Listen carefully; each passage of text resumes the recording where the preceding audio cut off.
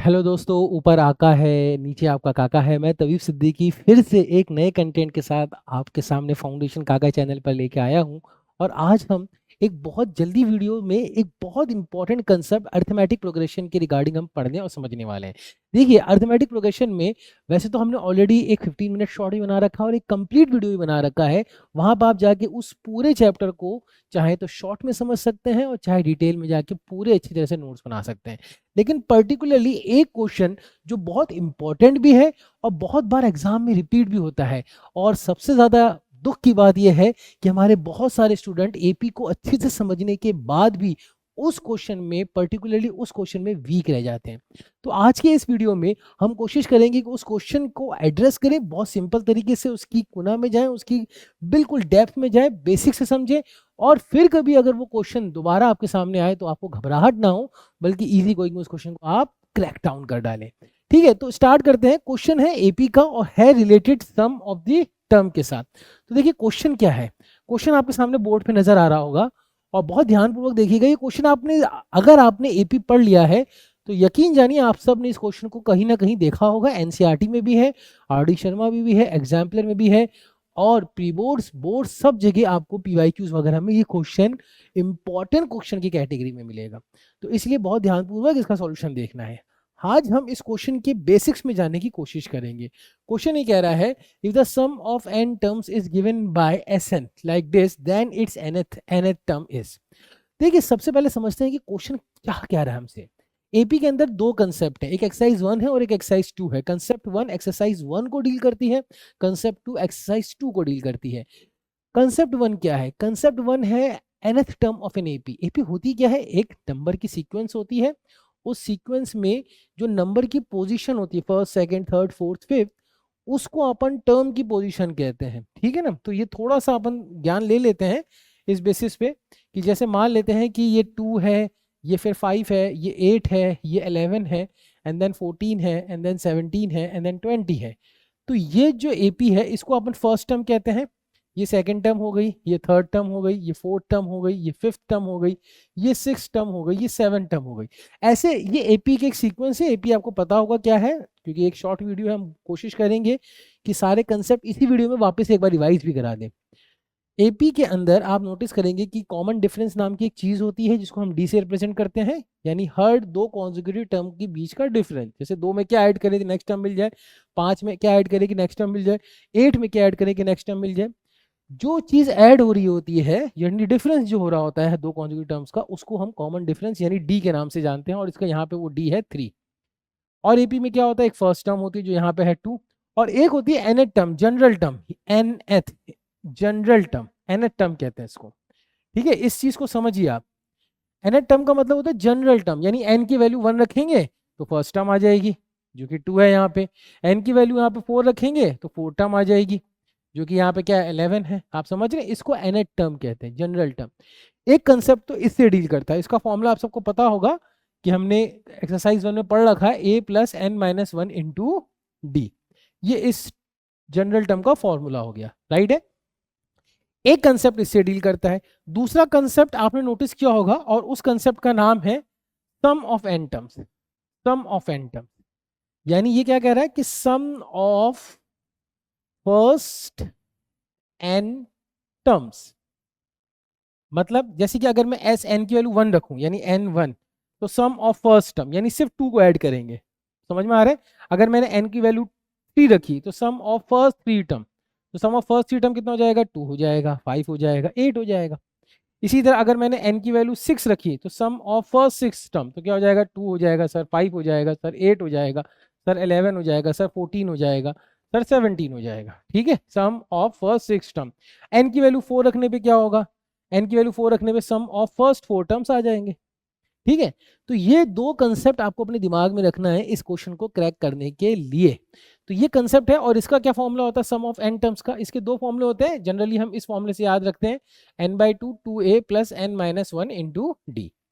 तो देखिए क्वेश्चन के पॉइंट ऑफ व्यू से अपन ने पूरा चैप्टर रिवाइज कर लिया, राइट है। अब अपन उस क्वेश्चन पे आते हैं। जो क्वेश्चन क्या था, क्वेश्चन ये है कि the sum of first n terms इस फॉर्मूले से रिप्रेजेंट किया जाएगा।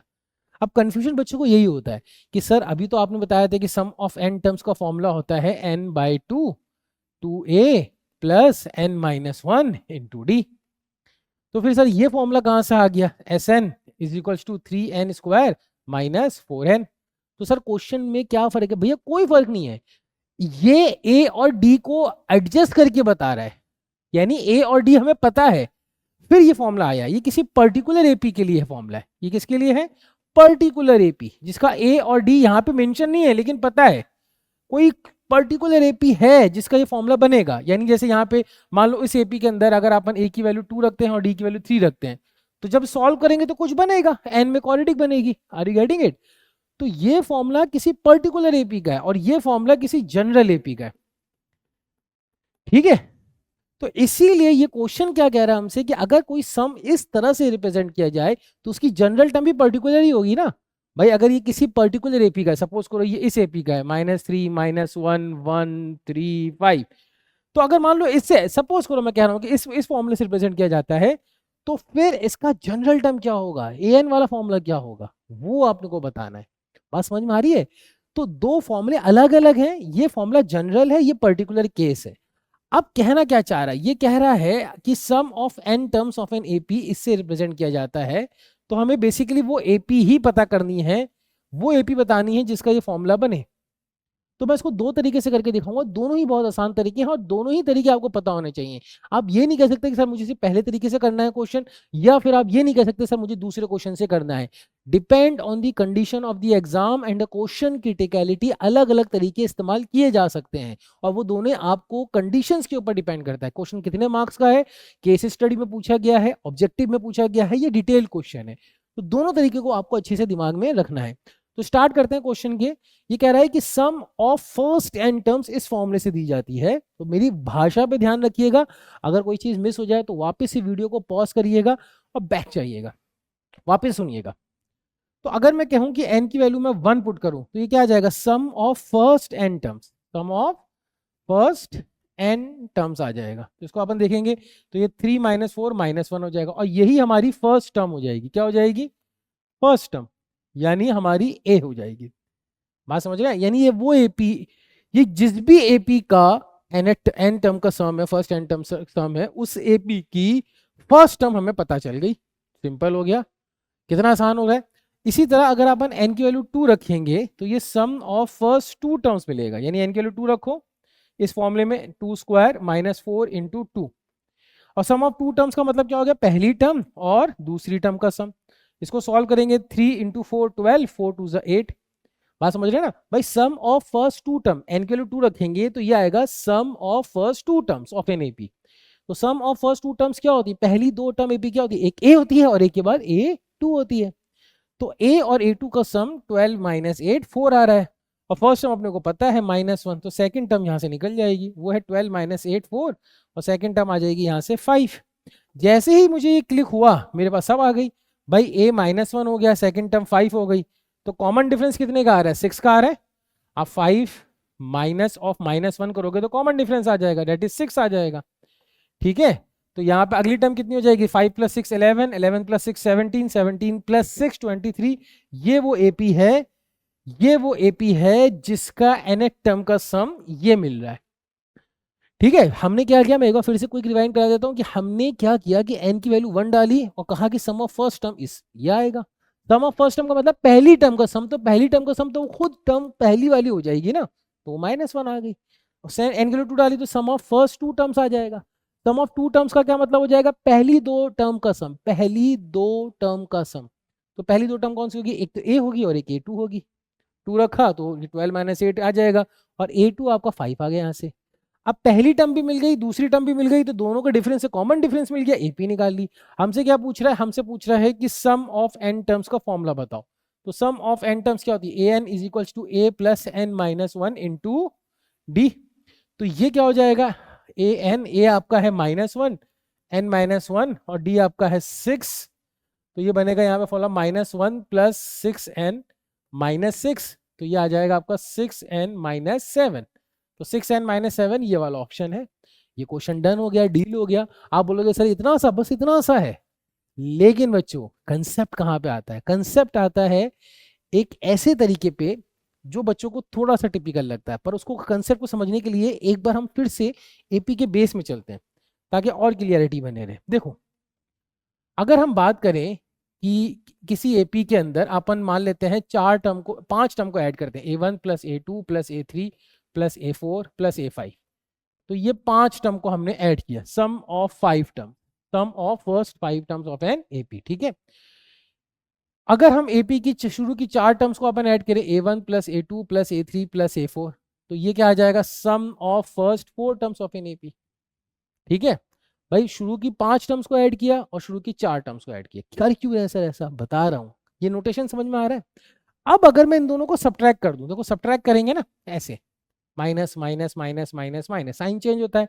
तो A1 से A1 कैंसिल, A2 से A2 कैंसिल, A3 से A3 कैंसिल, A4 से A4 कैंसिल, बचेगा क्या? A5। और क्या आ जाएगा? S5 minus S4। तो S5 माइनस S4 क्या दे रहा है? Fifth term of an AP. देखो S5 में से S4 माइनस कर दोगे तो आएगी कौन सी टर्म? Fifth term. और ये बहुत सिंपल भी है समझना। देखो ऐसे, जैसे A1 A2 A3 A4 A5 A6, suppose करो मैं इन 6 टर्म्स में से इसको ऐसे समझते हैं कि इन 6 टर्म्स में से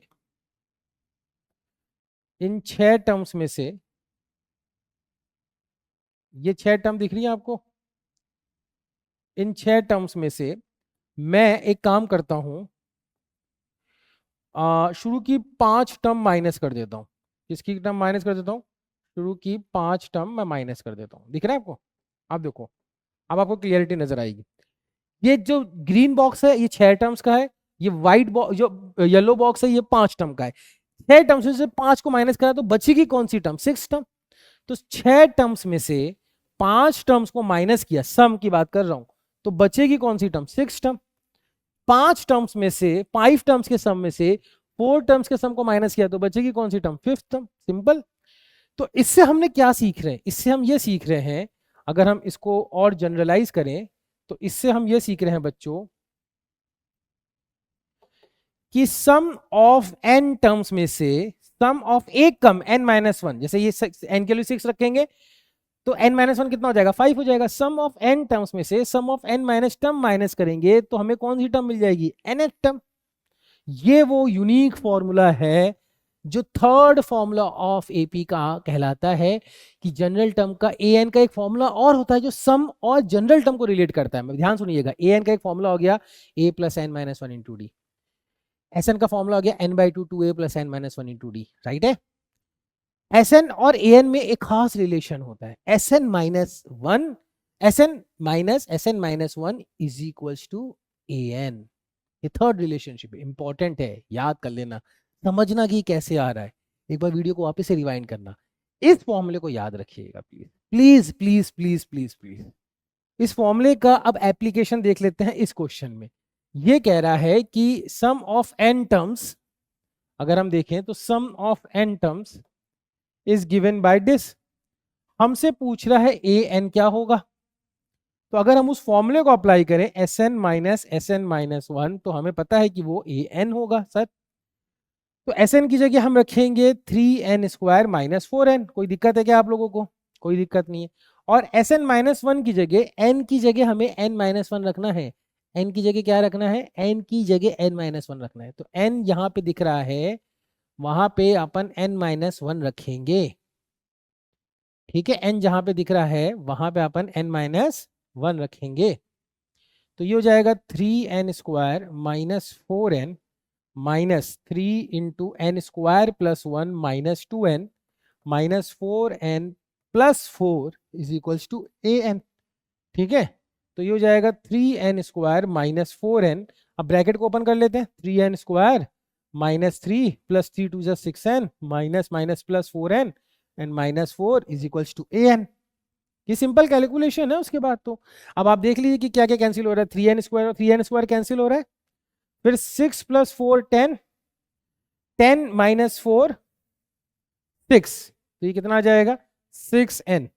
फिर माइनस 3 और माइनस 4 कितना होता है? माइनस 7। तो यही आपका an आ गया, 6n माइनस 7। बहुत सिंपल सा क्वेश्चन था, बहुत कंसेप्चुअल क्वेश्चन था। रिवाइज कर लीजिएगा, वीडियो को वापस से 10 बार देखिएगा। पर इस क्वेश्चन का अलग सी वीडियो बनाने का पर्पस सिर्फ इतना था कि आप इस क्वेश्चन की डीप डिग कर पाए। एक तरीका तो हमने किया कि n1 2 डाला, पहली टर्म और दूसरी टर्म निकाली और हमने एपी फाइंड आउट कर ली। हर बार वो तरीका काम नहीं आता है। दूसरा तरीका ये था कि हमने इस फॉर्मूले को यूज किया, Sn का डिफरेंस an के बराबर होता है। उस फॉर्मूले में Sn की जगह जो ओरिजिनल दे रखा था वही डाला, n-1 में हर जगह n जहां दिख रहा था n-1 डाला, सिंप्लीफाई किया। जो सिंप्लीफाई होके आएगा वही आपका आंसर बन जाएगा। डायरेक्ट एपी है। वीडियो को शेयर करिए, लाइक करिए, चैनल को सब्सक्राइब करिए। ऐसे वीडियो देखने के लिए ना सिर्फ मैथ्स में बल्कि science, social science, English, physics, chemistry, olympiad, general motivation talk, everything हमारे चैनल फाउंडेशन काका पे आपको मिलेगा। और उसके साथ साथ हमारी ऐप को जरूर डाउनलोड करिए, नीट काका जी ऐप में, जहां पे आपको अलग अलग तरह के charts, mind maps, books, sample papers, questions, chart, everything available होगा। किसी भी तरह की रिक्वायरमेंट के लिए वापस से हमें कांटेक्ट करिए। तब तक के लिए इस काका को इजाजत दीजिए ताकि वो एक नए कंटेंट के साथ आपके सामने आए। Thank you, take care, bye bye.